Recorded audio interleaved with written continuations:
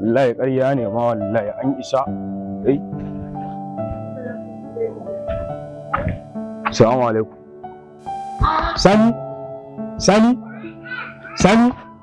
wai kai me yake damun ka ne? Ya zo tun ɗazi sai sallama nake ina taima magana kai magana kai shiru. Me yake faruwa ne? Wato akwai matsala. Wace irin matsala? Menene ya faru? Yarinyar nan na ce mata bana son ta bana ra'ayinta. Wallahi ta jaza min matsala sai da ta kawo wani gaye nan ya zo ya har ya mare ne ci min mutum. Ya mare ka? Mana. To menene ya faru har ya kai ya mare ka? Menene ya faru kenan? Wato ta zo ta same ni a nan ina bacci. Kawai sai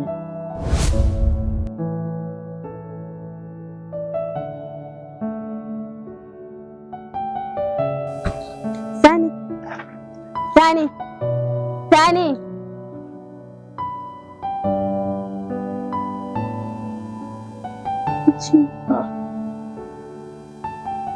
me ya kake nan kuma? Neman ka nake. Mana kuma? Maryam, dan Allah, so ko ba a dole. Ya kamata ki fahimci wannan, dan Allah dan Annabi. Kai ma ya kamata ka fahimci san da nake maka. Haba Sani, ka duba irin wahalar da nake sha wurin neman ka fa.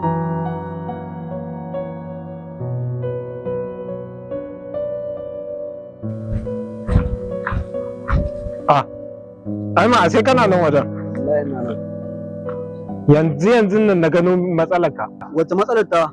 Yanzu nan na ga budurwarka Maryam da ita da wani. Ita da wani. Yanzu nan. Yanzu. Mu je. Ko ya kike so ne? Na ga miki zuciya ta yanzu bata aminta da ki. Ya kamata ki gane ai sai zuciya ta aminta ake soyayya ko. Dan Allah ki rubuta. Dan Allah Sani.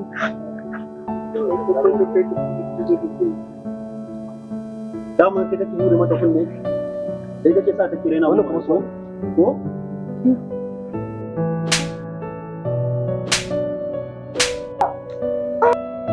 Kana ne shi?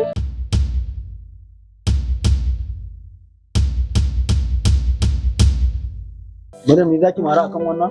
An mare ka din kuma ka sake mare shi sai na sake marin kai ma. Kan wannan ka zamu? Na mare ka ƙara mare shi. Kaga.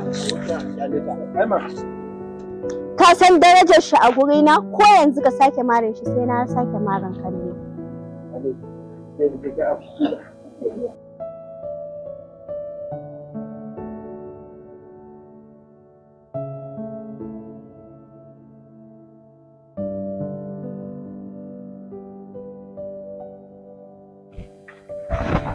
Akan wannan jakin yaron da ta kama ta mare ni, akan wannan kazamin ni za ta yi haka?